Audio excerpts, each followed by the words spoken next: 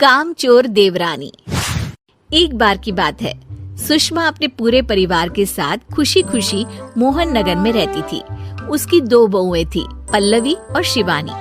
एक दिन दोनों बहुएं रसोई में काम कर रही होती है कि तभी उनकी सास सुषमा उन्हें बुलाती है। अरे बहू, जरा इधर तो आना। शिवानी, जरा जाकर देखना सासू माँ क्या कह रही हैं। दीदी आप ही देख लो ना जाकर, आपको भी तो सुनाई दे रहा है।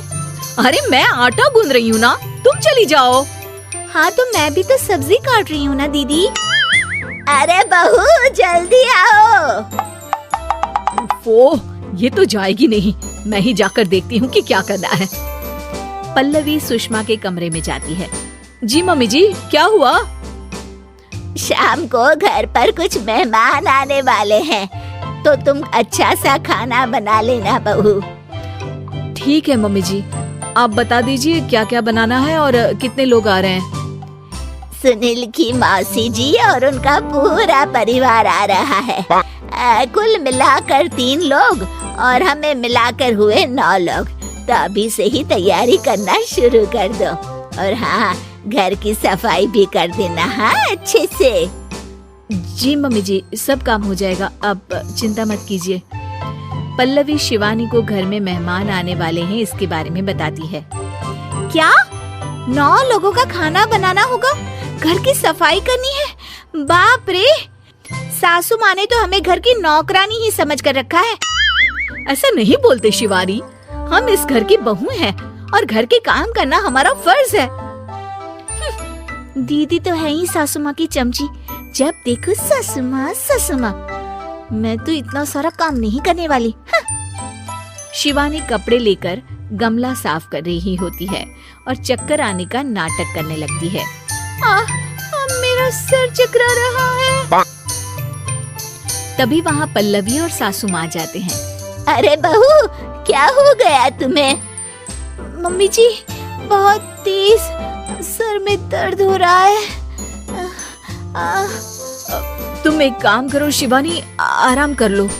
नहीं नहीं दीदी, घर में मेहमान आने वाले हैं, मुझे आपकी मदद करनी चाहिए। अरे कोई बात नहीं शिवानी, तुम आराम कर लो, मैं सब काम कर लूंगी। ठीक है दीदी, अगर आप इतना कह रही हैं तो आराम कर लेती हूँ। शिवानी आराम से अपने कमरे में मैगजीन पढ़ रही होती है। इसे कहते हैं आराम की जिंदगी।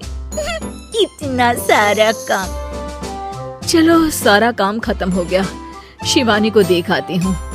शिवानी अपने कमरे में ईयरफोन में गाने सुनते सुनते सो जाती है और उसके साइड में मैगजीन भी रखी होती है। पल्लवी वहाँ आ जाती है और वो सब देखती है। ओहो, तो मतलब सब काम चोरी का बहाना था। अभी बताती हूँ इसको। घर का सारा काम मुझे करना पड़ा और ये महारानी यहाँ मैगजीन पढ़ रही है, गाने सुन रही है। पल्लवी रसोई से एक प्लेट और चम्मच लेकर आती है और शिवानी को थाली बजाकर उठाने लगती है। शिवानी अचानक से उठती है। उठ गई महारानी, गाने भी सुन लिए, मैगजीन भी पढ़ ली। तुम तो बहुत बड़ी झूठी निकली शिवानी। तुमने सर दर्द का बहाना बनाया ताकि काम करने से बच सको। हाँ बनाया बहाना, तो क्या करती, इतने सारे काम करती। मुझे कोई शौक नहीं है चापलूसी का। क्या चापलूसी? तुम्हें लगता है कि मैं सारे काम चापलूसी के लिए कर रही हूँ? नहीं तो क्या। तभी वहाँ सासू माँ आ जाती हैं। अरे बहू, वो लोग बस आने ही वाले हैं, तुम तैयारियां कर लो। जी सासू माँ, तुझे तो मैं बाद में देखती हूँ। सब खाना खाने बैठते हैं और खाना शुरू करते हैं। तभी सुनील की मौसी बोलती है। वाह भाई वाह, खाना तो बहुत ही अच्छा बना है सुषमा जी, एक एक चीज में क्या स्वाद है। ये सुनकर शिवानी मुंह बना लेती है। उसे अपनी जेठानी की इतनी तारीफ रास नहीं आती। आपकी बहुएं तो बहुत ही अच्छा खाना बनाती हैं। हाँ, बनाती तो दोनों ही अच्छा है, पर आज ना ये सारा खाना बड़ी बहू ने बनाया है। छोटी बहू की तबीयत ठीक नहीं थी, सो इसलिए। मानना पड़ेगा सुषमा जी, आपकी बड़ी बहू तो बहुत ही गुणवान है। पल्लवी की तारीफ सुनकर शिवानी को जलन होती है। पल्लवी ये सुनकर खुश हो जाती है और शिवानी की तरफ देखकर उसे चिढ़ाती है। कुछ देर बाद मेहमानों के जाने का वक्त हो जाता है।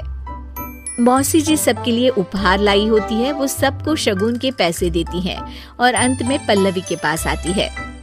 तुम्हारे लिए शगुन का लिफाफा तो है ही, पर बहू तुम्हें एक और उपहार भी मिलेगा इतना अच्छा खाना बनाने के लिए।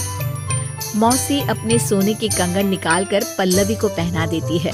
ये लो, ये मेरे मनपसंद कंगन है, अब से ये तुम्हारे हुए। धन्यवाद मौसी जी।